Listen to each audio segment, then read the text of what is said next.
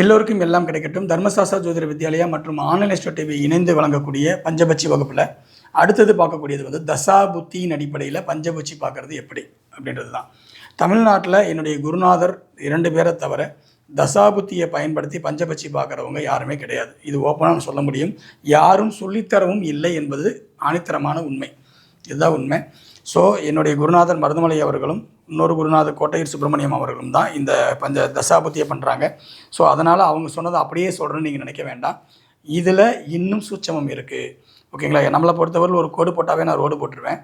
So அதனால் இன்னும் துல்லியமான ஒரு விஷயத்தை ஆய்வுகள் செய்து தசாபுத்தியில் நீங்கள் எப்படியெல்லாம் இந்த பஞ்சபட்சியில் பயன்படுத்துறது, இந்த தசாபுத்திக்கான அவங்க தசாபுத்தியில் இருக்கக்கூடிய அமைப்பில் இப்போ என்ன தசாபுத்தி ஓடுது, அதுக்கான பஞ்சபட்சி எது, அதுக்கான ஊன் நேரம் எது, அரசு நேரம் எது, இந்த நேரங்களை நீங்கள் எப்படி பயன்படுத்தணும், எந்த நேரத்தில் எந்த விஷயத்தை செய்யணும், இதை நீங்கள் தெரிஞ்சுக்க போகிறீங்க.